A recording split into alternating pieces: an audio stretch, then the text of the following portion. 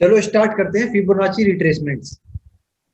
देखो Fibonacci retracement, इसकी अवधारणा को पूरी तरह से समझने और सराहने के लिए आपको सबसे पहले फिबोनाची सीरीज को समझना होगा।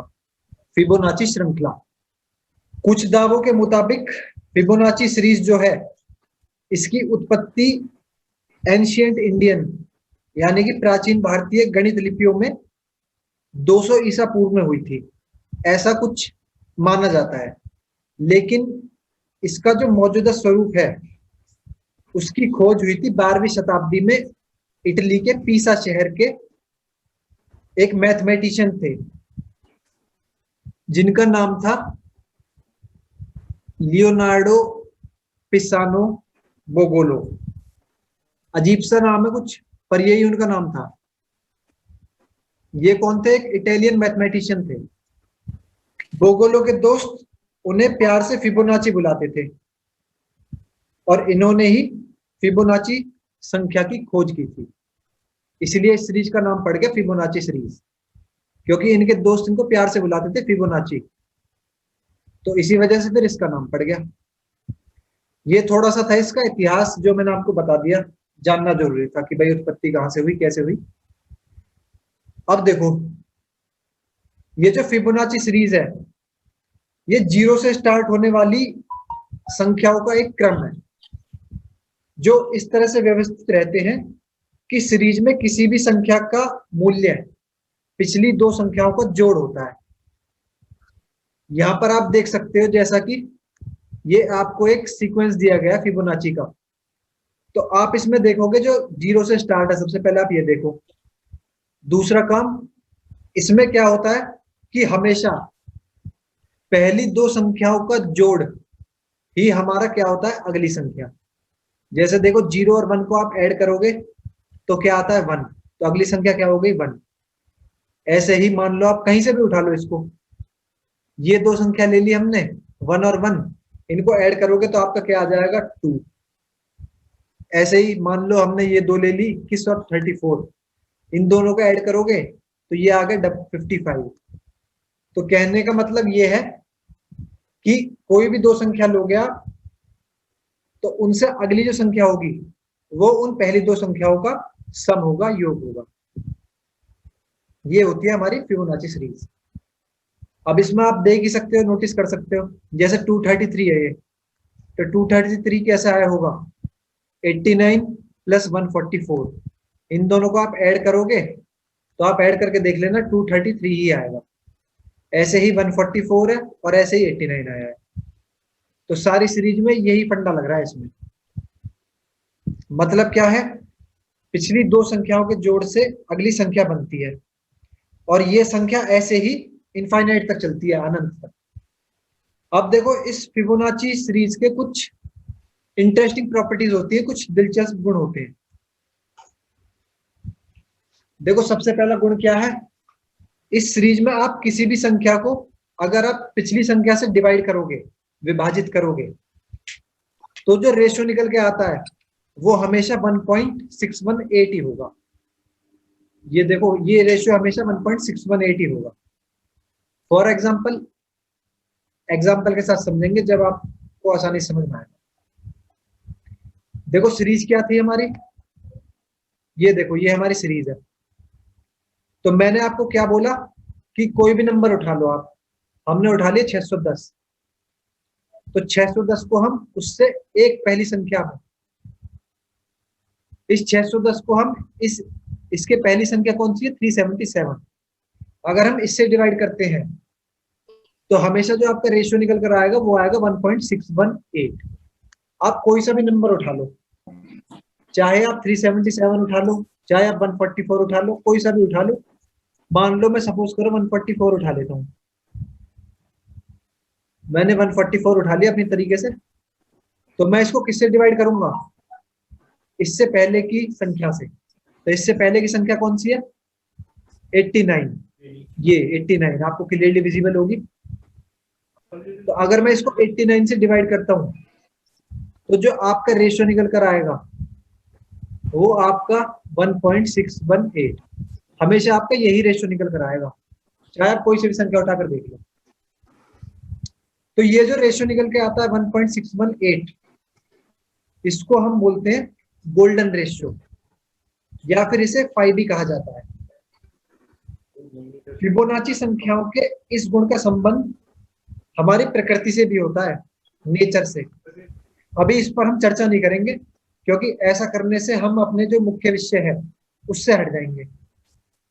लेकिन जो भी इसमें रुचि रखते हैं वो लोग इंटरनेट पर गोल्डन रेशियो के एग्जांपल्स को सर्च कर सकते हैं। आप देखना, जब आप इसको सर्च करोगे ना गूगल पर गोल्डन रेशियो, तो आपको बहुत ही आश्चर्यजनक जानकारियां मिलेंगी।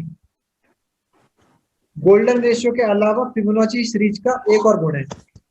देखो, अब इसकी दूसरी प्रॉपर्टी होगी, ये क्या कहती है कि कोई भी संख्या है, अगर हम उसको उससे अगली संख्या से डिवाइड करते हैं तो जो रेशियो निकल के आता है वो हमेशा सेम रहता है। और रेशियो क्या निकल के आता है?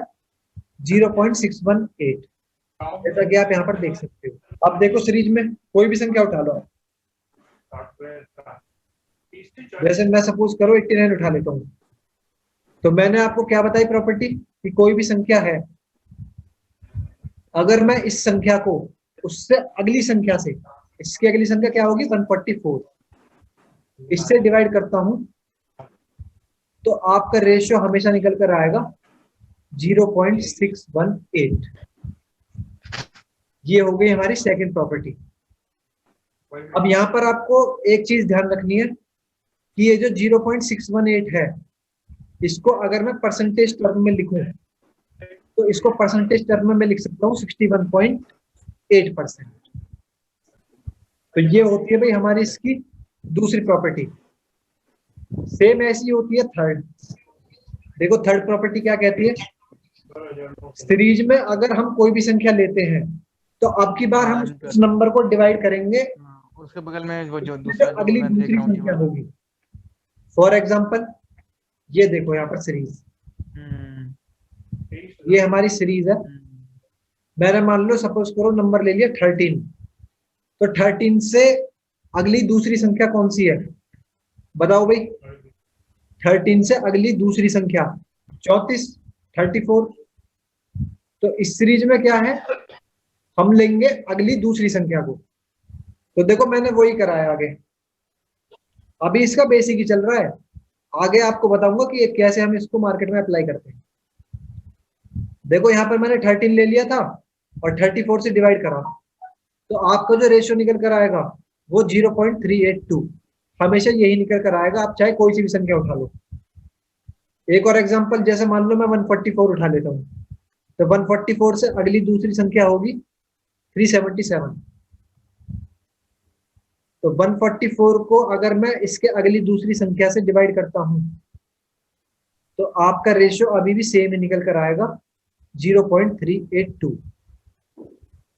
तो वही चीज है इसमें भी कि अगर इस 0.382 को मैं परसेंटेज टर्म में एक्सप्रेस करूं तो इसको हम लिख सकते हैं 38.2%। तो ये हो गई भाई हमारी सेकंड प्रॉपर्टी। पहली में क्या था कि हम उससे अगली संख्या से डिवाइड कर रहे थे, और दूसरी में हम उससे अगली दूसरी से। अब देखो चौथी प्रॉपर्टी क्या है, इसमें हम क्या करेंगे कि जो संख्या है हम उससे अगली तीसरी संख्या से डिवाइड करेंगे इस बार। एग्जांपल, जैसे देखो सीरीज में चलते हैं, ये देखो ये है हमारी सीरीज। अब कोई सा भी नंबर उठा लो आप, मान लो 13 उठा लिया, तो 13 के अगली तीसरी संख्या कौन सी होगी?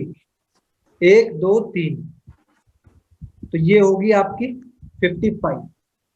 तो इसमें हम इस बार 13 को 55 से डिवाइड करेंगे तो आपका रिजल्ट निकल कर आएगा 0.236। और ये ही सेम रिजल्ट आपका हर नंबर पे अप्लाई होगा। आप चाहे कोई सा भी नंबर उठा लो, 233 भी उठा लो आप, तो इसके अगली तीसरी संख्या क्या होगी? तीसरी तो है नहीं, वो आगे मैंने लिखी नहीं है। 144 उठा लेता हूं मैं, तो 144 के अगली तीसरी संख्या होगी 610। इसका मतलब कि अगर मैं 144 को 610 से डिवाइड करता हूं तो रेशियो आपको अभी भी सेम ही निकल कर आएगा, क्या? 0.236। सेम ही रहेगा रेशियो हमेशा। तो अगर मैं इसको परसेंटेज टर्म में लिखूं तो मैं इसको लिख सकता हूं 23.6%। तो ये हो गई दोस्तों हमारी चौथी प्रॉपर्टी। यहां तक बताओ किसी को दिक्कत हो कोई? सिंपल मैथमेटिक कैलकुलेशन चलिए केवल अब तक। Relevance to stock markets, share बाजारों में उपयोगिता, यानी कि इसको हम स्टॉक मार्केट में कैसे यूज करते हैं। देखो ऐसा माना जाता है कि फिबोनाची अनुपात जो है, फिबोनाची रेशियो, यानी कौन कौन से 61.8%, 38.2% और 23.6%, ये वही है जो हमने पीछे निकाले थे, सारे वही है। देखो 61.8%, 38.2% और 23.6%, इन सभी को हम स्टॉक चार्ट में भी यूज कर सकते हैं।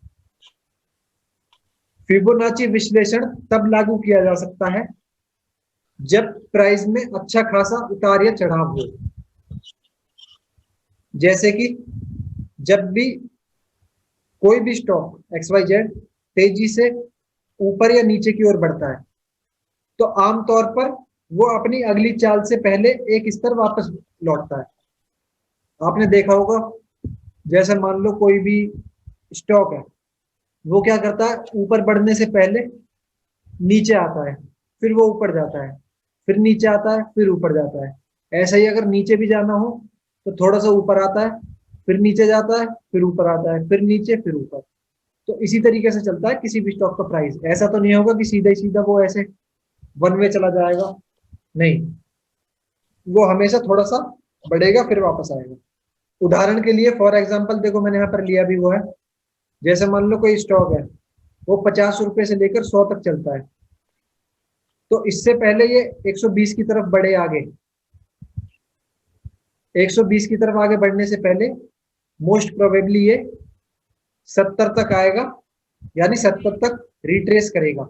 रिट्रेस मतलब वापिस आता है, फिर वो आगे बढ़ेगा। यहां पर मैंने एक सिंपल एग्जांपल लिया आपको समझाने के लिए। तो इसी चीज को बोलते हैं हम रिट्रेस, यानी रिट्रेसमेंट लेवल फोरकास्ट। ये एक ऐसी तकनीक होती है जिसके इस्तेमाल से कोई भी पहचान कर सकता है कि किस लेवल तक की रिट्रेसमेंट हो सकती है।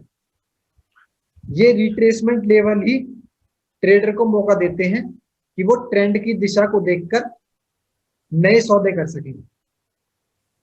फिबोनाची अनुपात, फिबोनाची रेशियोज, यानी 61.8%, 38.2% और 23.6%, ये ट्रेडर को रिट्रेसमेंट की संभावित सीमा को पहचानने में मदद करते हैं। ट्रेडर इन स्तरों का उपयोग ट्रेड के लिए कर सकता है। कैसे कर सकता है, आइए अब मैं आपको लाइव एग्जांपल से दिखाता हूँ। तो मैंने यहाँ पर कावेरी सीड का चार्ट खोल दिया है एक, इस पर देखो मैंने फिलहाल लगाया हुआ है फिबोनाची रिट्रेसमेंट। आगे मैं आपको लगाना भी सिखाऊंगा सब कुछ। तो देखो आप इस चार्ट में देख सकते हो ध्यान से किस तरह से रैली रही है इसकी। यहां से देखो आप इसको एरो के पास से देखो, यहां से इसकी रैली स्टार्ट हुई है, जो येलो वाली कैंडल है, जहां पर ये एरो है।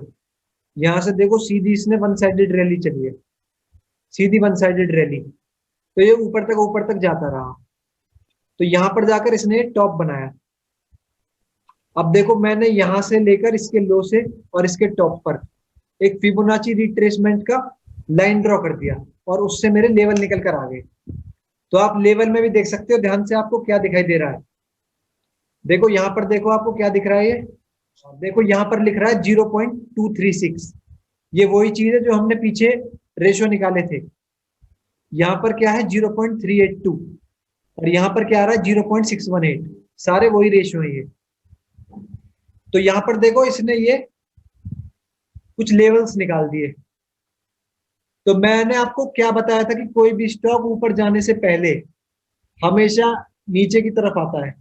तो देखो ये यहां तक पहुंच गया, उसके बाद ये नीचे की तरफ आया। तो देखो नीचे की तरफ ये कहां तक करेक्ट हुआ, आप यहां पर देख सकते हो, हमारे उसी लेवल तक, यानी 0.236। इसका मतलब ये है कि जो इसका टॉप था वहां से ये 23.6% करेक्ट हुआ। तो करेक्ट होने के बाद अब यहां पर आपको सोचना है कि भाई मैं इस स्टॉक में एंट्री लूं या ना लूं, क्योंकि अब ये करेक्ट हो चुका है एक स्तर तक। अब अगर सपोज ये यहां से भी करेक्ट होता है, जैसा कि आप देख भी सकते हो, तो ये यहां से करेक्ट होगा फिर इस नीचे वाले लेवल तक, जो हमारा क्या निकल कर आ रहा है 0.382, यानी कि परसेंटेज टर्म में अगर बात करूं तो 38.2% अपने टॉप से। तो ये इसका लेवल निकल कर आता है। तो अब आप यहां पर भी सोच सकते हो कि भाई अगर इस स्टॉक को ऊपर जाना है तो यही इसका सपोर्ट है, इसके आसपास ये यहां पर टेस्ट करके फिर यहीं से ऊपर जा सकता है, या फिर अगर यहां से भी ऊपर नहीं गया तो फिर ये अपने नीचे वाले लेवल तक रिट्रेस हो सकता है, जो कौन सा है 0.618 यानी 61.8%। तो ये इस तरह से यहां तक रिटेस्ट हो सकता है अगर कोई भी स्टॉक वन साइडेड रैली चल रहा हो। आगे देखेंगे तो वहां से आपको चीजें क्लियर होंगी। मैं आपको इसको लगाना भी सिखाऊंगा, सब कुछ सिखाऊंगा। जैसे मान लो हम एक और एग्जांपल देख लेते हैं, आप सभी का फेवरेट रिलायंस। अब आप यहां पर देखो इसमें रैली कहां से स्टार्ट हुई। देखो ये वाले जो येलो कैंडल है यहां से इसमें रैली स्टार्ट हुई। तो ये मैंने इसके टॉप को पकड़ लिया, सॉरी बॉटम को, और यहां से रिट्रेसमेंट की लाइन ड्रॉ की फिबोनाची की इसके टॉप तक। तो हमारे सेम लेवल वही निकल कर आ गए। और आप आज की डेट में देख सकते हो कि स्टॉक जो नीचे करेक्ट हुआ था वो कहां तक हुआ, ऑलमोस्ट 0.236 जो इसका लेवल है, यानी 23.6%। और देखो ये कहां तक करेक्ट हुआ 2183, और हमारा लेवल निकल कर आ रहा है 2180। तो लगभग ये वहीं तक करेक्ट हुआ, और वहीं तक करेक्ट टेस्ट करने के बाद फिर ये वहीं से ऊपर गया। तो देखो इस तरह से ये आपको लेवल निकालने में हेल्प कर सकता है। देखो ये मैंने आपको दो चार्ट दिखाए, कावेरी सीड का और रिलायंस का।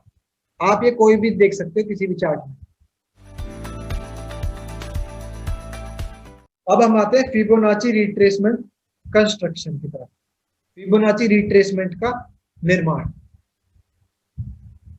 देखो जैसा कि अब हम जानते हैं कि फिबोनाची रिट्रेसमेंट किसी चार्ट के उन बदलावों को दिखाते हैं जो ट्रेंड के खिलाफ जाते हैं। फिबोनाची रिट्रेसमेंट का उपयोग करने के लिए हमें फिबोनाची की चाल का 100% मूल्य पता करना चाहिए। चाल चाहे ऊपर की रैली में हो या नीचे की रैली में, चाल के 100% को पता करने के लिए हमें चार्ट पर सबसे पहले जो उसका हाल का हाई है और लो है उनको चुनने की जरूरत पड़ेगी। जब इनकी पहचान हो जाएगी फिर हम फिबोनाची रिट्रेसमेंट टूल है इसका उपयोग करके इनको कनेक्ट करते हैं। ये टूल आपको बहुत से टेक्निकल सॉफ्टवेयर है, जीरोदा है जो मैं यूज कर रहा हूँ, ट्रेडिंग व्यू है, या जो भी आप यूज कर रहे हो, ये सभी पैकेजों में आपको मिल जाएगा फिबोनाची रिट्रेसमेंट। तो आइए अब हम देखते हैं कि इसका उपयोग हमें कैसे करना है, कैसे हम इसको कंस्ट्रक्ट करते हैं। देखो सबसे पहले इसको यूज करने से पहले आपको ये भी कंफर्म होना पड़ेगा कि कोई भी स्टॉक या इंडेक्स उसमें या तो अपवर्ड रैली होनी चाहिए 100% या डाउनवर्ड रैली होनी चाहिए, मतलब कोई सी एक चीज होनी चाहिए, तब इसका आप यूज करोगे, तब ये लेवल्स निकाल के देगा। देखो 0.236, 0.382, 0.618 और वही हमने निकाले थे सारे, 0.236, 0.382, 0.618। तो सारी वही कैलकुलेशन है जो हमने की थी और उसी का इन्होंने उठाकर इंडिकेटर बना दिया। मैंने आपको यह भी बता दिया कि ये कैलकुलेशन कैसे होती थी। अब देखो हम इस रिलायंस के चार्ट को उठा लेते हैं। मैं इस पे से फिलहाल इन सारे इंडिकेटर्स को हटा देता हूं। ये देखो ये रिलायंस इंडिया का चार्ट है वन डे। अब देखो ट्रेडिंग व्यू में दिखा रहा हूं मैं आपको कैसे यूज करोगे। देखो साइड में आपको बहुत सारे ऑप्शन दिए गए हैं, आपको जाना है तीसरे वाले ऑप्शन पर। यहाँ पे ये जो एरो है इसको आप सिलेक्ट करोगे तो ये आपको बहुत सारे इंडिकेटर्स लिखे दिख जाएंगे। तो आपको जाना है फिबोनाची रिट्रेसमेंट पर, ये वाला, इस पर आपको क्लिक करना है, या फिर आप Alt+F अपने कीबोर्ड में Alt+F इनको एक साथ दबाओगे तो भी आपका ये खुलकर आ जाएगा। तो आप देखो, मैंने आपको क्या बताया था कि आपको स्टॉक देखना है, उसमें रैली देखनी है। तो रिलायंस में देखो आप यहां से अपवर्ड रैली चल रही है सिंपल। तो इस रैली में देखो मैंने इसका लो पॉइंट सिलेक्ट कर लेता हूं, ये है इसका लो।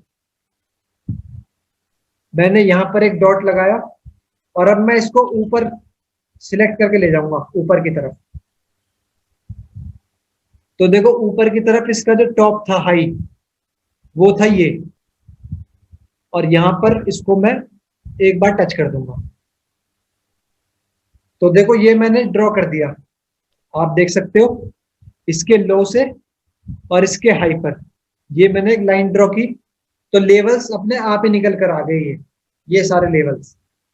हालांकि जब आप इसको करोगे तो इसकी सेटिंग्स में आपको बहुत सारे निकल कर दिखेंगे, बहुत सारे दिखेंगे, लेकिन आपको जो है वही सिलेक्ट करने हैं जो मैंने आपको बताए हैं, हमारे काम के जो जो हैं, जो भी हमारे निकल कर आए थे।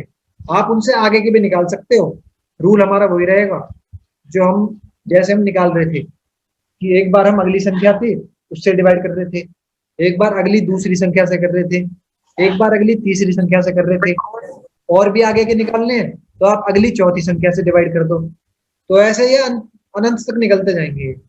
लेकिन मेन जो होते हैं इंपॉर्टेंट वो हमारे यही तीन होते हैं, 0.236, 23.6%, 38.2% और 61.8%। तो ये देखो ये हमारे लेवल्स निकल कर आ गए। अब देखो आप इसको ध्यान से, रिलायंस 2 दिन करेक्ट हुआ, कल और आज। आप देखो इसको ध्यान से, कल का लो था 2183 और आज का लो था ऑलमोस्ट 2185 के आसपास, और हमारा जो लेवल निकल कर आ रहा है वो आ रहा है लगभग 2182। तो आप देख सकते हो कि स्टॉक देखो ऊपर तक गया यहां तक 2245 तक, लेकिन वहां से ये रिट्रेस हुआ दोबारा पीछे की तरफ, नीचे की तरफ, और रिट्रेस ये अपने पहले लेवल तक हुआ, यानी 23.6% तक।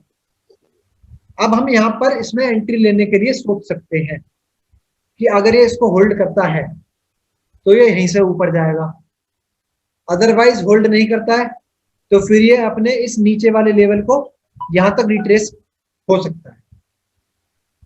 तो अगर आप मान लो सपोज दैट कि आपने इसमें एंट्री ली थी यहां पर, और आपके मन में आएगा सवाल कि भाई अब मैं प्रॉफिट बुक करना चाहता हूं, तो आखिर मैं प्रॉफिट बुक कहां पर करूं। तो देखो अगर आपको प्रॉफिट बुक करना है तो प्रॉफिट बुक करने के लिए आपको ये फिबोनाची रिट्रेसमेंट बहुत हेल्प करेगा। कैसे? इस तरीके से आप देख सकते हो, इसका हमने लो पकड़ा और इसका हाई पकड़ा, वहां से अपना आप इसने लाइन ड्रॉ कर दी और अपने आप ये लेवल्स निकल कर आ गए ऑटोमेटिकली। एक डाउट है सुधार भाई, बोलिए। अभी हमने लो पकड़ के फिर हाई को ये किया ना, जी जी। उल्टा अगर करे तो क्या होता है? उल्टा करोगे जब भी आपके लेवल्स निकल कर आ जाएंगे। जैसे देखो, ये देखो यहाँ पर क्या थे, रिलायंस में एक डाउन साइड रैली थी। हाँ, मान लो मैं इसी रैली को पकड़ लेता हूँ। तो देखो इसका टॉप कहाँ था, यहाँ पर था। अब आपको लग रहा है स्टॉक देखो करेक्ट होना स्टार्ट हो गया यहाँ से, तो आप देखोगे कि भाई आखिर ये स्टॉक कहाँ तक करेक्ट हो सकता है जो मैं इसमें एंट्री लूं। ओके। तो करना वही है, जाओ यहाँ पर फिबोनाची रिट्रेसमेंट सिलेक्ट करो, इसके टॉप को सिलेक्ट करो जो इसका हाई था, यहां से हमने इसको सिलेक्ट, और जो इसका बॉटम था, मान लो इसने बॉटम यहां तक बना दिया, तो हमने ये बॉटम यहां पर सिलेक्ट कर दिया। ओके। तो अब देखो आपके लेवल्स निकल कर आने।